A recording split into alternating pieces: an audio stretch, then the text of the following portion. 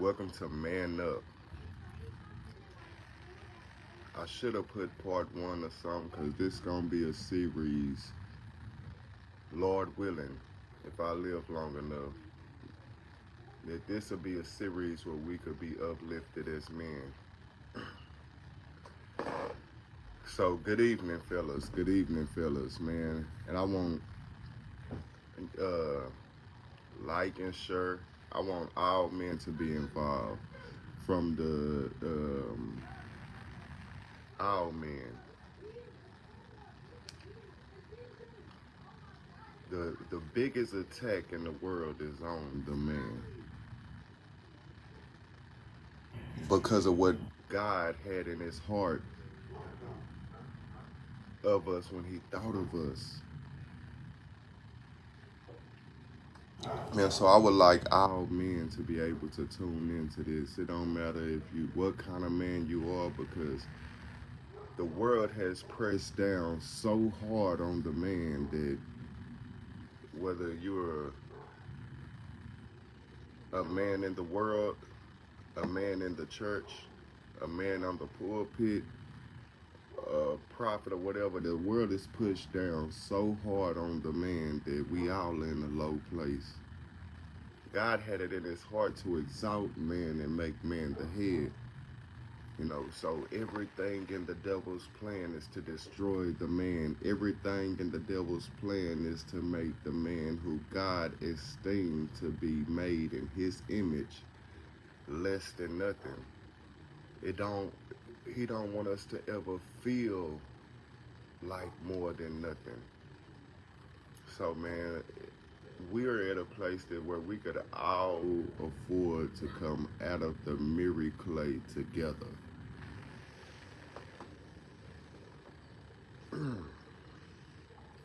So with that being said, man, we're gonna be men in this meeting.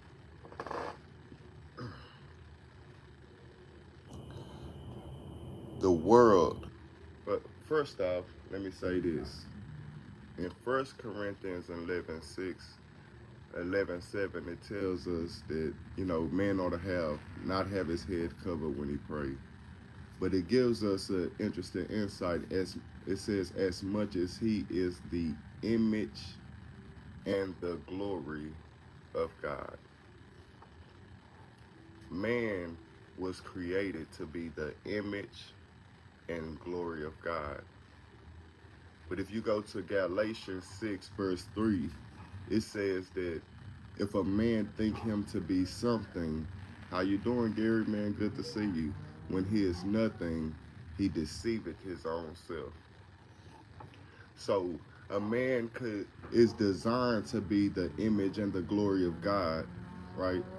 But there is a chance that a man could consider himself to be something when he is nothing. The most dangerous thing for us to do is let the world be in charge of whether we are the image or considered the image of the glory of God, or if we are someone who considers ourselves to be something when we are nothing. It's much better to be in God's hands or to look at what God say to determine whether we are walking in the image and the glory of God, or if we are someone that considers ourselves to be something when we are nothing. Because the world's way of measuring a man is totally opposite of God's way of measuring a man. And as men, we could afford to look at ourselves the way that God measures us, to see if we are walking in the image and the glory of God. There's a verse in the Bible that says many people mistake gain for godliness, but godliness with contention is great gain. So today, man, we're going to talk about two different things. We're going to talk about godliness and contentment. Because for us to accurately take a look at ourselves to see whether we are or standing upright like a man or not. You know, these would be good places to start. Godliness is first. Contentment followed. I want to go into contentment first because what we need to do is clean everything off the board. Everything that we use to measure ourselves, to identify whether I'm being a man or not, a man of God or not, or these things, we need to be able to find contentment. Let's take everything off the board and start from nothing, right? The Bible says, with food in your stomach and clothes on your back, therewith be content. That means to be satisfied, to be okay with food in your stomach and clothes on your back. That's a very clean place to start. That is a very clean slate to start at, because the world wants you to feel like you're less of a man, right? If you don't have much more than that, than food in your stomach and clothes on your back. The world is ready to decay how you view yourself if you don't have a car, if you don't have the house, if you don't have the fancy clothes, if you don't have date night in your marriage, if you're not romantic in your marriage, if you're not this and you're not that, and it's in measuring yourself according to all of these standards, right? You start to be pushed low. You start to be in a lower state where you're incapable of fulfilling the role that God have for us as a man. So let's start with contentment, right? What does it mean to be content with food in your stomach and clothes on your back? It means that I could wake up and not have a house, and not have a car, and not have fancy clothes, and not have uh, uh, all of these things that the world tell a man that he should have, and I should be okay. And then we could build up after that. If you're a man in a marriage and you have a family, there are responsibilities attached to that. The things that you add to your life add responsibility to your life, but we don't have to get excessive in the things we should have. Let's build up what it takes to consider ourselves a man in God's eyes. So when we started that step, right, we content. That means you could take something away from me and it don't seem like the end of the world to me. That means that I could have something restricted from me and I don't have to look at myself less than I would look at myself if I had those things. You need that because contentment is so important. When a person is content, right, this is the state that a man must be in to be happy for someone else to have something.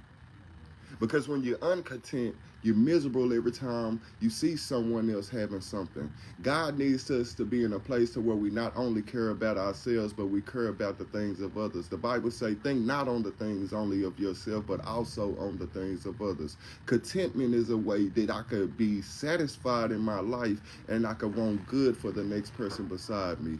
Because as men, it's not a lot of people that's going to uplift us. It's not a lot of people that's going to encourage us to be strong. It's not a lot of people that's going to encourage us to do what God told us to do no matter what. It's not a lot of people. And David had to encourage himself in the Lord. And it's going to be times as a man where you have to encourage yourself in the Lord. And by being a fellow man, we ought to be encouraging each other. We ought to be uplifting each other. We ought to be strengthening each other.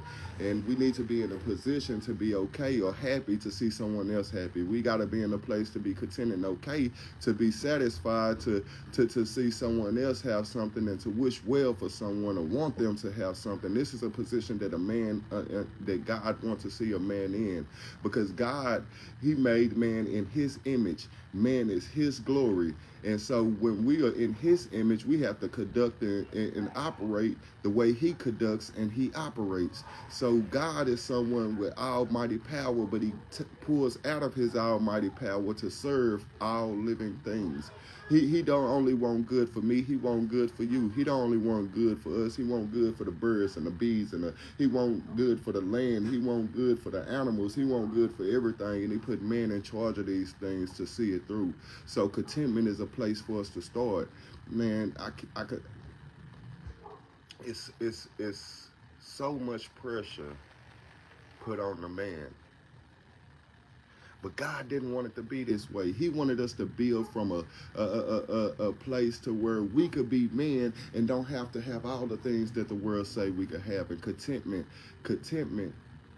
is something that a man's going to need to be able to lead his family when they think that everything is lost, when they think that the world is about to end, and you have to be in the position to lead your family. A man got to be in a position to lead his family and say, hey, yes, sir. To be able to say, okay, they put a notice on the door. They say they kicking us out of this place, but it's gonna be okay because we done been in this position before. It's been times where I lost my apartment. It's been times where I lost the house I had, and being stressed and worried over these things. And God provided and blessed the work of my hands to be able to have a new place to stay, a new apartment, a new house. So just because things are getting rocky right now don't mean that there is not a way through the storm. You're going to have to be able to get this settled in your mind to be able to lead a family, to think that, to know that it's okay when things get a little bit shaky. So it's something that we have to find first. Does that mean that we should try to live our whole life and have nothing but food in our stomach and clothes in our back? No. But God say there needs to be a place that you okay being. There needs to be a place that you okay being. That way you can appreciate everything that is added to that, but you don't have to feel less of a man. Everything, something is subtracted from what has been added to that. And godliness. Godliness is the character of God. It's a godliness is profitable unto all men. And it is because God is good. And the Bible tells us that a good name is worth more than silver and gold. A good name could do something for your children that come after you. A good name is something that could benefit your grandchildren that come after you, right? You could be someone, and you could choose to be someone in your life to others that when your children encounter them, it benefits them. It's been times where someone say, what's your name? Roundtree. I know a Roundtree. Billy Roundtree. I know a Billy Roundtree. That's your daddy. Oh man, don't even worry about that. Hey man, don't even. It's yours, man. Your daddy a good man. Your daddy this. It's the character of God. When you display it, it benefits you. It benefits your wife. It benefits your kids. It benefits your grandkids. It could benefit your cousins, distant relatives. It could benefit your friends and acquaintances. It could benefit anyone. Godliness with contentment is great game. And we're living in a time where they trying to demasculinate. I don't know if that's a word. Demasculinize, whatever the true word is. Somebody could type it if they know it, but whatever it is, that's what they're trying to do to the man. We in a state of being as a man today that is different than the state of being of man in times past. Right? We in a time period where even our leaders, even our preachers, we in a state where we say that, if my wife, man, if she not happy with me, man, I would want her to go find somebody that she could be happy with. That's taking the masculinity away from man. Because when we want to look at the image that we should be walking in, we have to look at the one who owned the image first. God never told his church. He never said that, you know what, man, if y'all not happy with me, man, I just want you to go find somebody you could be happy with, man. If you happier with the devil, man, then I wish you and the devil well. God don't do that. But that's the state and the weakened state of man walking upon the earth today. They say, what, if the family had to eat and there wasn't enough food, man, do you think it's right for the man to eat first? The man said, oh man, I will let the wife eat first. The wife said, I'll let the kids eat first. So if there was only one meal in the house, we're going to give it to the one to give it to the one who don't know how to go out and find the next meal to bring into the house. This is the less likeliest person to know what to do when they have been nourished and have the strength to continue. But when I look at the Bible and I look at Elijah, the woman is telling Elijah, I have one more meal left and I'm cooking it so me and my child could eat it and die. And I look at Elijah and say, well, feed me first. I look at Jesus Christ and he say, what master having a servant out plowing and working in the field would tell him when he is coming from the field, sit down to meat, and not rather say, go make ready and that I may sup, and when I have eaten and drinking, then you may eat and drink. It's like blasphemy to the ears of men to even hear that because it feels harsh. But if I go back and think about God and say, who did God feed first? God created the man first. He fed the man first. And not just physical food, but the spiritual food. He gave man his word and decree. But we live in a time where we don't even have men that desire to be the glory of God, to desire to be the head, to desire to be first. We, and not to say that, hey, just because you want these things, it's going to be that way. No, because if you not take up the character of godliness, then the world is designed not to allow you to be promoted, right?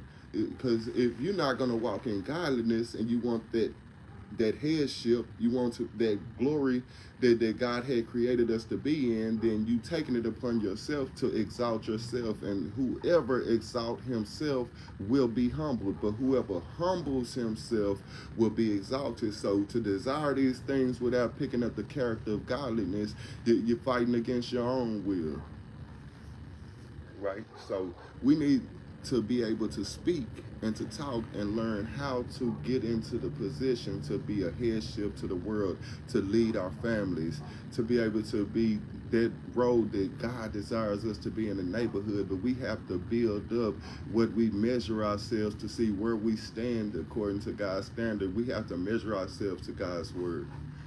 So man, I wanna help take the load off, because some of the load that we carry was not meant for us to carry.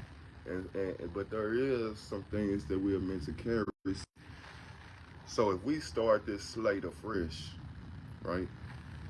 That God is saying it shouldn't take material things to surround us in our life for us to be okay. Man, in the position God has me in today, man, I could wake up in the morning, brush my teeth and wash my face. I'm not even really hungry first thing in the morning, right?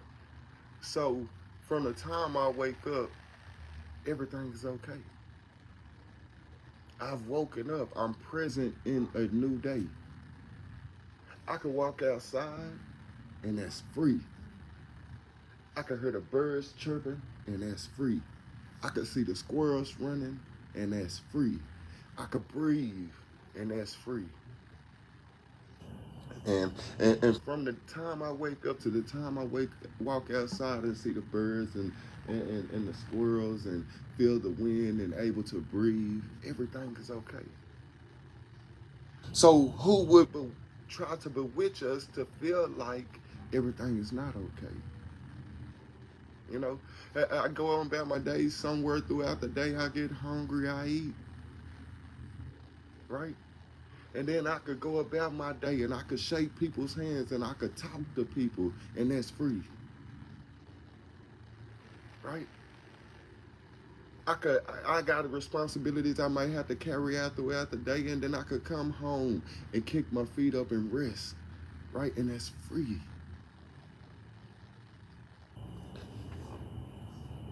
Because everything that weak man needs to survive, God creates. So it's witchery to try to make a man feel like he's not a man because of something material. Now from there we gotta add something to us. We know that God is always working. God is always working. So God say that a man shouldn't have idle hands. You know, it was a parable Jesus told. He say, "Why sit ye here all day idle?" So, along with being content, because hey, man, I got clothes on my back, and I'm not starving. I'm add something called work. Work does something. It say that you may lack no good thing. So, work is something that a man should add to his life, and it'll help a man be without lack of good things. You know, and the Bible don't tell you that you gotta work and make 100,000 a year. That might be the woman that you like telling you, I need a man to make at least 100,000. You add her expectation on you, and it's a weight. But God said, work with your hands, whatever your hand find it to do. He didn't say how much you had to make, because he didn't say that what you did with your hands was the end and all. He said, I will bless the work of your hands. He said, whatever your hand finds to do, if you do it with all that you have, I will bless the work of your hands. And he say that you may lack no good thing. That's one thing that work add to you. The second, it say, work with your hands that you may be a blessing to others. That's two things. Now I got contentment even if I don't have nothing. Paul said I had to learn how to have a lot and have a little. I had to learn how to be full and to be hungry. You know, so, you know, God say, okay, be content with this, but I do want you to work with your hands. Therefore you lack no good thing, right? And not only do you lack no good thing, but you'll have something to bless others with. That's the expectation God have for man. All right. So when you working with your hands and God is blessing the work of your hands, you're able to add things to your life, like a house, an apartment, somewhere to stay. But you know, so, a lot of times in life, they could take one thing from you, but you could get it back. They'll take your house, you end up with somewhere else to stay. They take your apartment, you live there with somewhere else to stay. Your car break down, you end up eventually with another car. You lost this transportation to this friend to take you to work, but then you ended up with city transit. Whatever it is, these things come and go in life, but how we feel about ourselves should not have to waver with the things that are coming or going in our life, because these things don't truly add to our value. They just accommodate are they accommodate. These things don't really add to your life, they just accommodate you while you're here. Okay, so a man might want to add a family to his life after that, right? And you know, if you want a family, you want a wife, you got a responsibility to protect and to provide. To protect and to provide.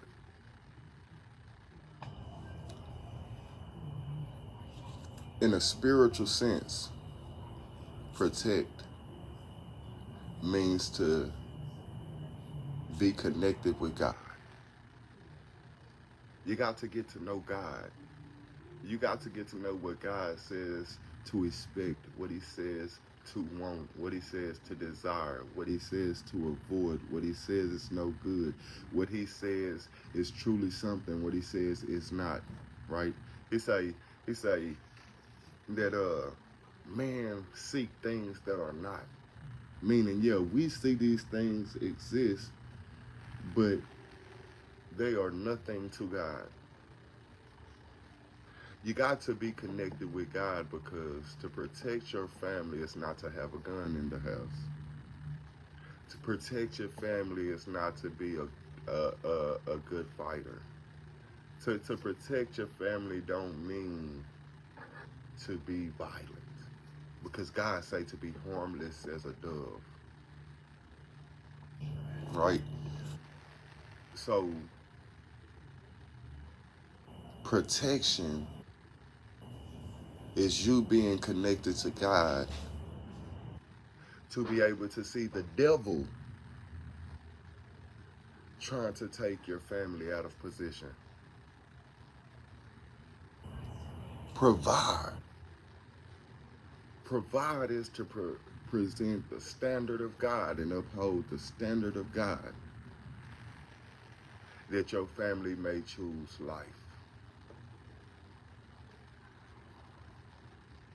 You know, in today's time, we think protect means to have a shotgun at the front door and a shotgun at the back door, right?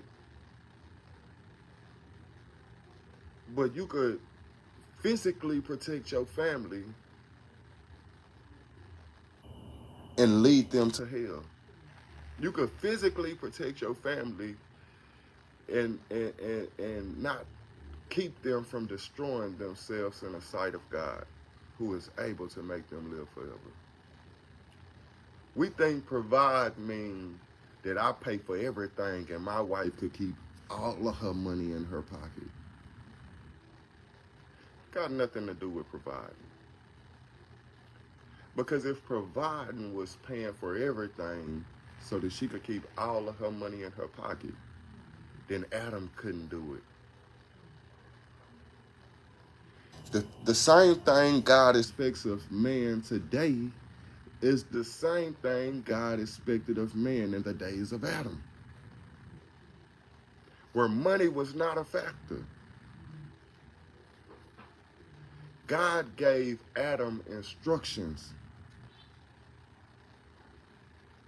and Adam had to provide those instructions to Eve. He was providing at that moment, you know. There's a milk and a meat to the word. I'm not going to just sit there and just highlight the milk without giving the meat.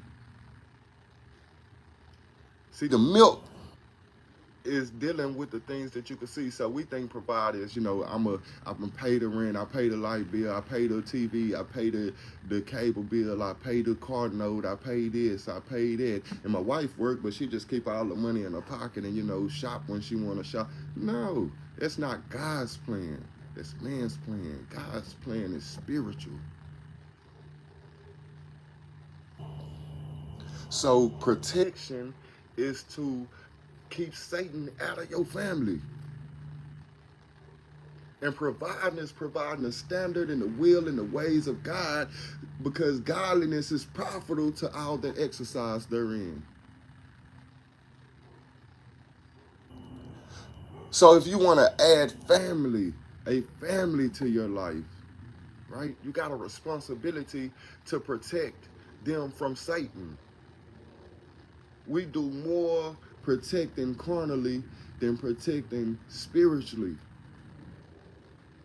But it's useless if we don't protect what is spiritual, because what is spiritual is eternal and what is carnal is temporary. So you got all of these people making men feel like lesser men because, man, his wife got to pay the cable bill. Man, what kind of man is that? And we also have women pushing that, hey, I need a man that make at least 6 figures. I need this. And that expectation is getting into our youth. The expectation is getting into our young men. That expectation has got in our heads. This expectation has got into the God, into the church. That expectation of a man has gotten to the pulpit and is destroying us as a people.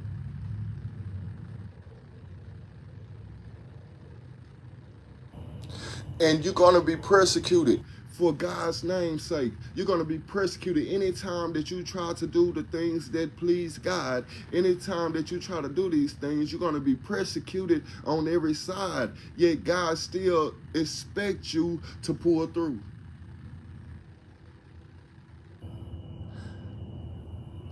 Because God got a great expectation for man too. He made man in his image and in his glory. And he say, woman is the glory of man. So as man, he expects you and holds you to a higher standard than the woman, than the kids as a man. because he know what he invested in you to know what he is expecting out of you. Every man was dealt a measure of faith. He knows what he put in you to know what to expect out of you. And even though all of this pressure is on every side of man, he expect man to pull through. Why? Because he expect a man to take off the yoke of the world and to put his yoke on, because his yoke is easy. The last thing the devil want to see is men step up to their responsibility and step up to their purpose in God. Because God said things like, if the first fruit be holy, the lump is also holy. A little leaven a whole lump. When God, Jesus Christ, went somewhere, he went and dealt with the head. He dealt with the person in charge. Why? Because if that person get it right, then it's like for the whole, for the rest of the congregation. If the head get it right, if God said that God is the head of man and man is the head of the woman, then God is going to the man and trying to get the man to get it right, because if the first fruit or the be holy, the rest of it is already holy. It's going to be holy. He said, if the head of the house is Beelzebub, how much more are they that are in the house, right? So if the head of the house is God, how much more are they that are in the house? That's why the biggest attack that the devil got on mankind, he directed toward the man. Because he know that if the head become Beelzebub, then they that are in the house belong to him.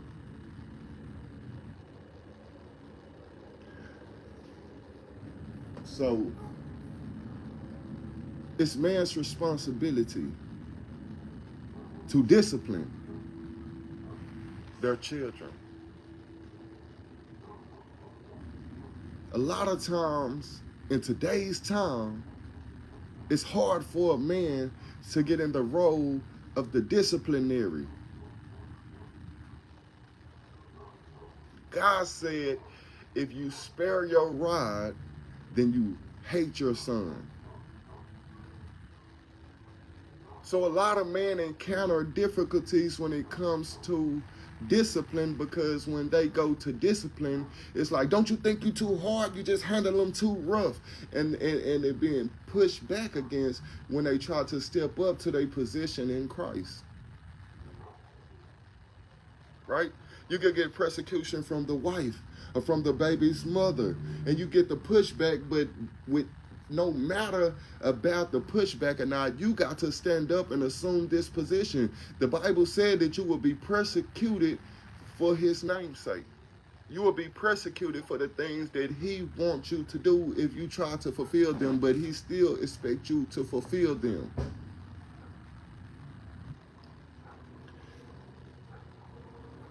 If you try to do what God wants you to do, if you try to give to who all that is, you might face pushback.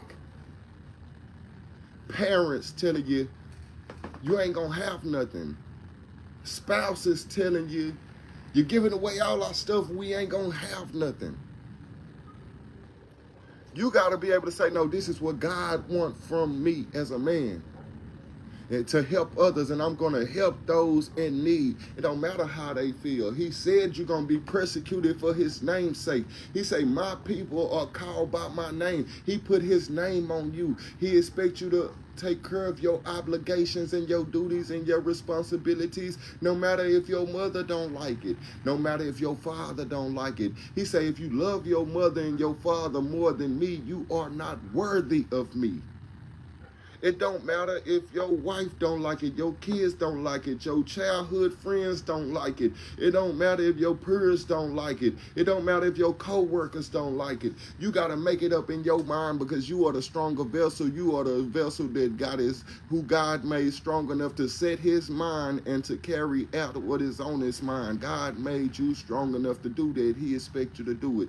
He expects you to say, God say, I need to discipline my kids. I'm going to discipline my kids no matter who don't like it. I'm going to discipline my nephews. I'm going to step up and be a father to my nephews. And if my sister don't like it, or I'm going to be if my brother don't like it, I'm going to be a disciplinary to my nephews. I'm going to step up and be a father in the place where I need to be, because it is pleasing to God, and godliness is profitable unto all men.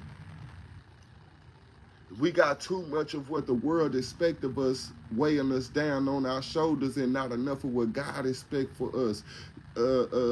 God expects of us. Because what God expects of us, if we let those be the things that we carry, then even though we face persecution for the moment, we will be vindicated in time.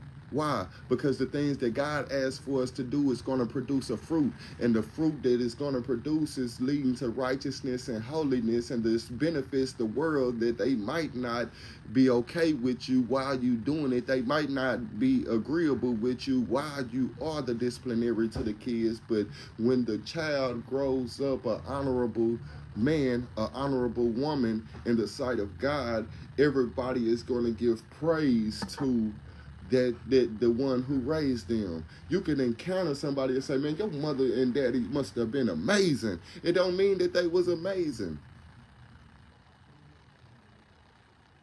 Right? So people could tell you that you being too hard on the kids. You shouldn't, don't whoop the kids, don't do this. They could tell you all of those things, right? But they complain about the teenagers that are tearing up the world, that are killing each other, that are robbing and stealing. But this came from not having the disciplinary action. You could face persecution for the moment for his name's sake, but people are going to praise the work that was done from godliness in the future. When they see the kid not killing, not stealing, not robbing, not this, not that, and they say that child is that man is a good man, that woman is a good woman. When they see that, right, it came from the work that was put in before they got to that age. So when God is instructing us to do something, we need to do it no matter who feels what kind of way about it. It's our responsibility as a man.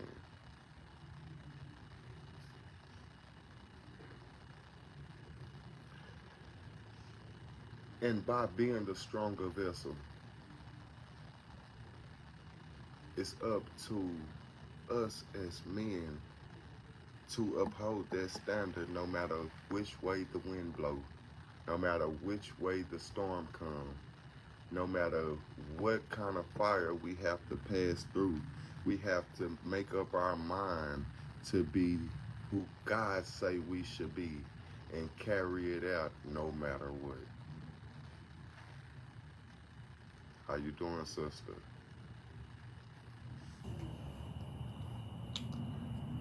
Oh, a man needs to be content with clothes on his back and food in his stomach. He needs to work with his hands so he could lack no good thing, and he could be a blessing, right? And from there, from there, the things that you want to add in your life comes with a responsibility. In a family, man, in 2024, and especially in America, to start a family and to buy a house is almost like $200,000, $300,000.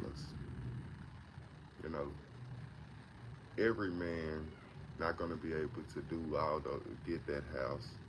You know, pay for the cars, uh, buy the food, uh, have date night, be romantic, celebrate every holiday. All of those things just pouring out of his pocket by himself. You know, So the Bible don't only say that the man ought to work, it say that the virtuous woman works. She considers and buys a field, right? So in today's time, man, it may take an effort from both parties in the marriage to be able to have the things, the house, the amenities that the children of men like to have. You know, but it don't take away your responsibility to make provisions to provide the standard of God. It don't take away your provisions to protect from the wiles of Satan. And man, from there, right?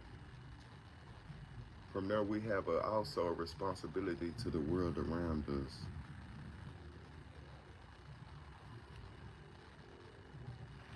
We have a responsibility to carry out the image of God and to walk in His glory. The Bible told us, like I said, don't think only of the things of yourself, but also on the things of others. He said, be a father to the fatherless. He expects us to do that. When we look out at the world today, and especially in America, you have so many single mothers raising these children. It takes a mother and a father to raise children. God say He is a father to the fatherless. So He instructs these men who are made in His image, in His glory, to help carry out their responsibility to be a father to the fatherless. How you doing, brother? Because it's a gap being created in society with the things that they are feeding us. It's gaps. We've been led into fornication where we having children by several different peoples, and these children are being left in households without the presence of a man. And God say, you belong to me. It's your responsibility to help fill that gap, right? So what God is trying to teach you how to do is to have purpose, right? He trying to teach us how to become a necessity to the world around us. The way we need God. God say the world also need my children.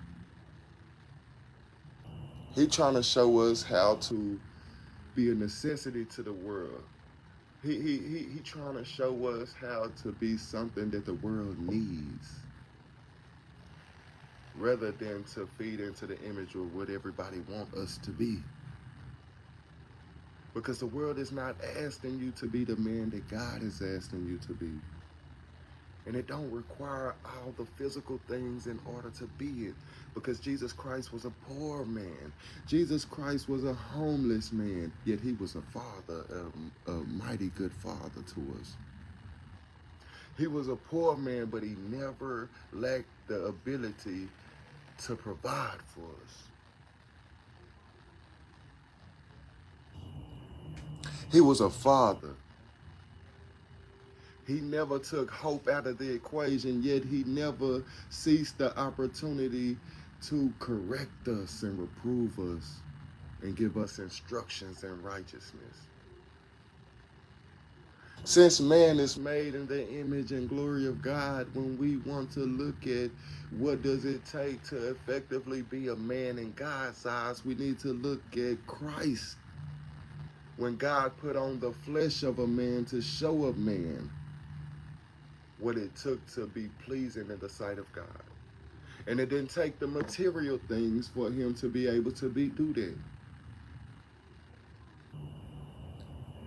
Right? It was a time where Jesus is at the house with Mary and Martha. Martha is doing all of this stuff that the world considers that a woman gotta do to be a woman, right? I'm cooking, I'm cleaning, I'm doing this, I'm doing this, I'm doing this.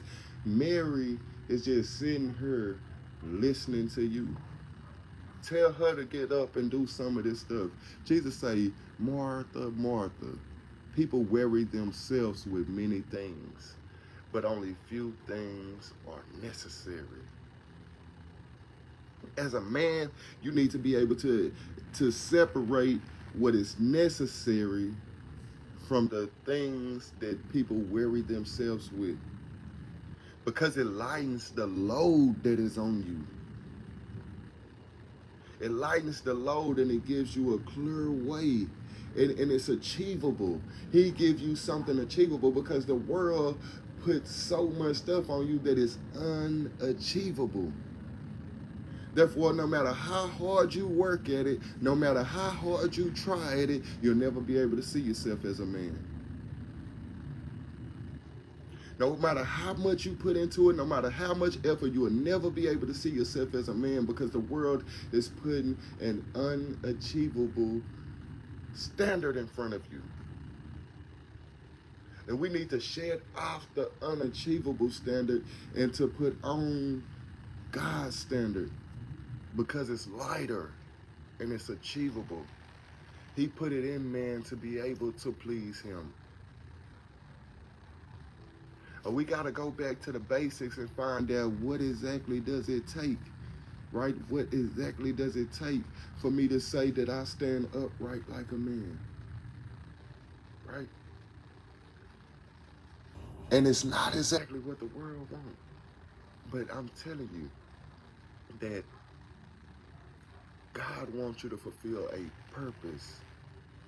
The value is not outside of you. The value is in you. It's the service that you provide to the world that shows your value. And that's even with a woman too. It's the service that she provides to the world that shows her value. And as a man, it's the same thing with us. The world has convinced us that we have to have so much and do so much to be considered a man. God said you gotta look like me. You gotta be able to forgive. You gotta be able to forgive. And if you ever try to forgive, you're gonna be persecuted for it. I'm telling you, it's not a game, right? If you somebody that'll help people, but when you need help, people don't help you, what did the world preach to you? You better not go help them. If it was you, when you needed some help, they didn't come help you. That's what the world wants you to believe. But God said, help them. Do good to them who hate you. Pray for them who despitefully use you. Do good. This is what's going to separate your value from their value. If you the person that will help them, right? But when you need help, they won't help you. But when they need help again, you help them. It shows that you have a greater value than they do. But the world is trying to show you, since they nothing to you, be nothing back. See, but God wants you to look like him. So when he said he was going to do this for you, he did it for you. But when you said you was going to do that for him, you didn't do it. But when you went back to him and asked him to do something for you, he did it for you, because he was trying to show me and you how much greater he was than we are. Because when we drop the ball, he don't drop the ball. And so he tell you, when they drop the ball, don't drop the ball. But if you try to do it, people gonna look down on you and hate you for doing what is good. I have done it. Hey, bro, can you help me move? Yeah, I'm gonna help you move. Don't show up. Hey, bro, can you help me move? Yeah, I'm gonna help you move, and show up. and got somebody behind me saying, you shouldn't help him do nothing. You shouldn't help them. But when you needed help, he left you high and dry. And that's the world. But I have to detach from their expectations, put on God's expectations, because God's expectation is promoting me and lifting me up. Man's expectation is telling me be low down dirty because they low down dirty. Be a pig in the mud because they a pig in the mud. Be swine because they swine. But God's sake, I want you to do it for him because I do it. And you become important to them people in their lives. You become important to them. You become important. You show your value through service.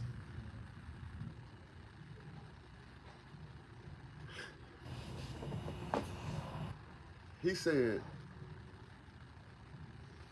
to forgive.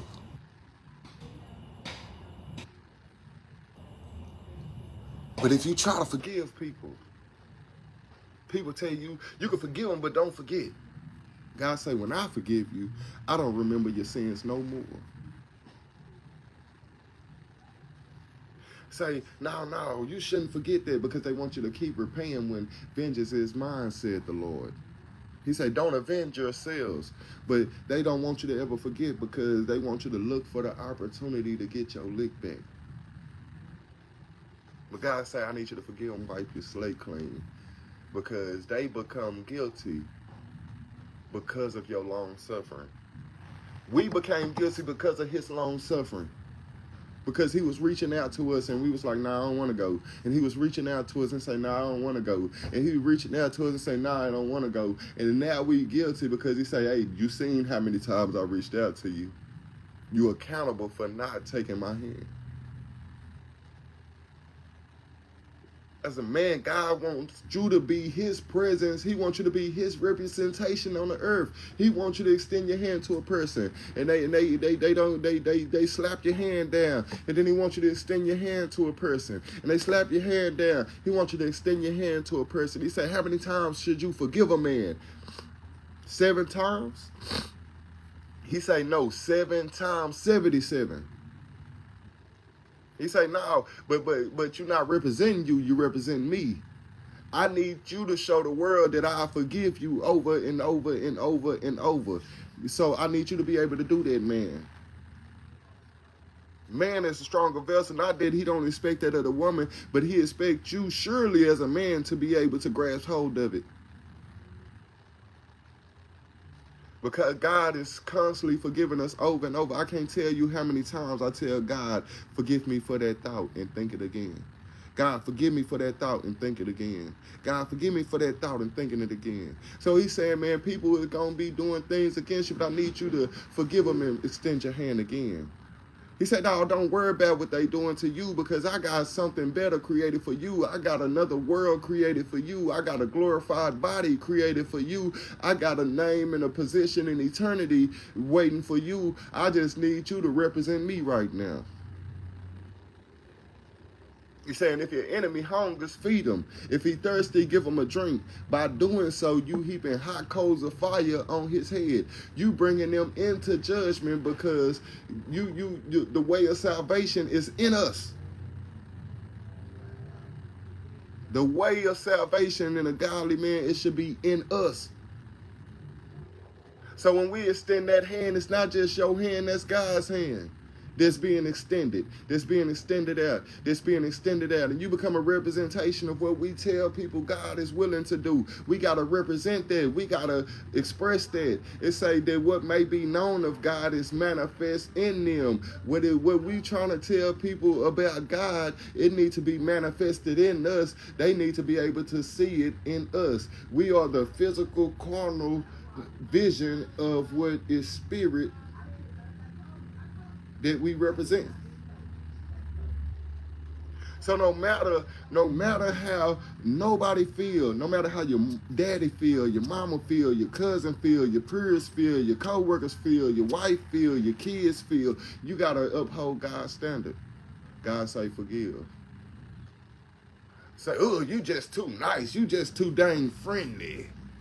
Okay, I'm gonna be nice. I'm gonna be friendly. because God get glory from it. And when God get glory from it, he put his name on me, and I get to walk in the glory of the Lord. So you not gonna take the glory of the Lord off of me with your expectation on me. I'm gonna keep God's expectation on me, and you could be mad about it and get over it later, because I represent something greater than both of us. As a man, God say you the stronger vessel.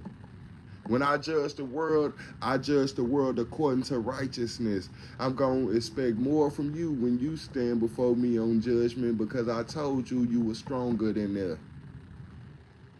When she come before me on judgment, it's going to be more mercy for her, because I made her the weaker vessel so she don't overrule you.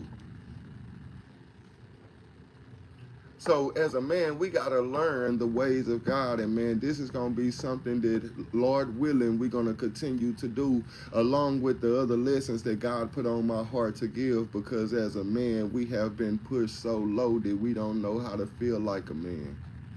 We've been put so much, the world has put so many expectations on us that we can never achieve it. So we just always feel like we at the bottom.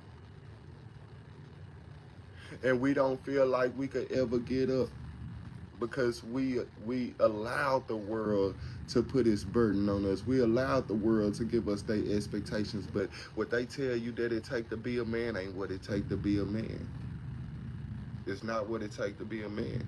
And if you're not doing everything that they say you ought to be doing as a man, don't mean that you're not a man. But they got a way of making us feel like nothing, man. They got a way. They got a way. They got a way of telling our wives that, hey, man, look, man, shoot, that man ain't got a lot of money. You know what you could do? You could get rid of him. We'll give you child support. We'll give you CCMS. Your kids could get daycare. We'll put you on housing, give you a house that you ain't got to pay much for, that is seen to the carnal woman more beneficial to walk alone than to have a head attached to her. And now, man, gotta try to, man, I gotta do this, I gotta do that, because she could get rid of me. They got all these shows on TV, make her feel like she could replace me, or she could have had better, or this, and that, and now you're feeling lowly as a man. You got parents over you and people over you say, man, by 26, you ought to have your own house, a second house. You ought to have 2 cars and a fence around the house, and all of this stuff, and that is weighing you down. They want you to be there and come out of your pocket for everything that the kids want and they desire, right? But don't want the child to have to submit to your authority. Don't want the child to have to adhere to your discipline. But they just want you to provide the money. It's hat day at school. It's shirt day at school. It's pants day at school.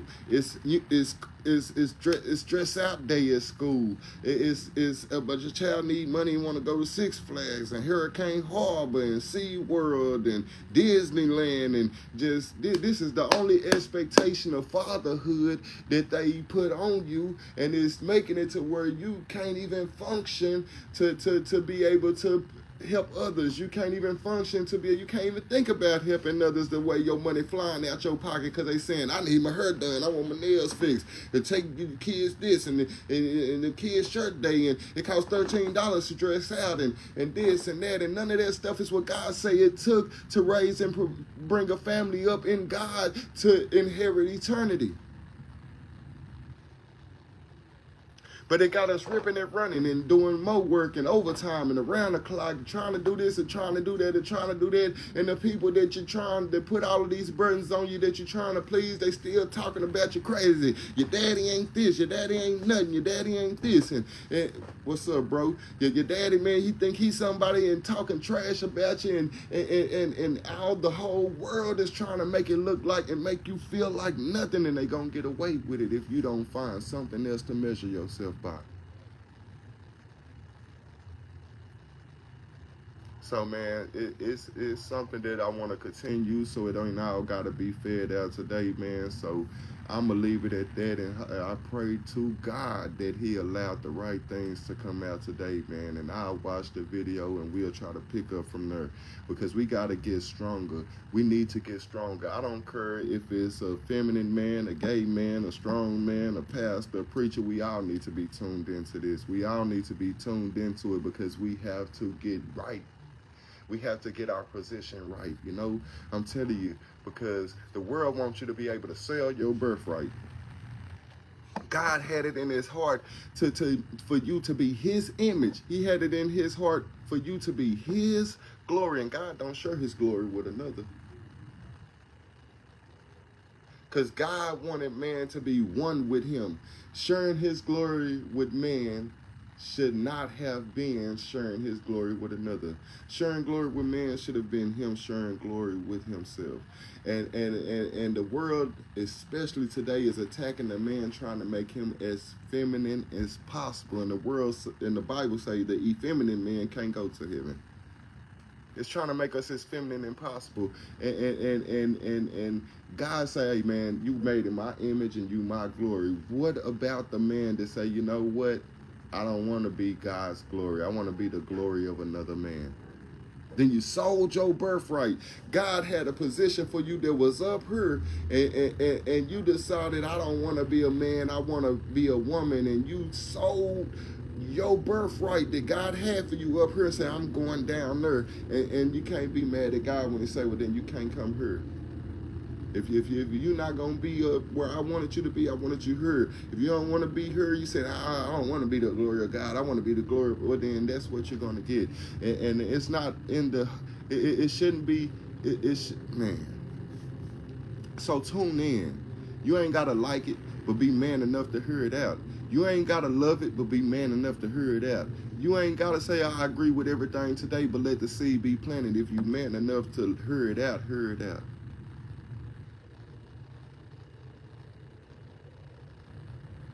It's time for us to stand upright like a man.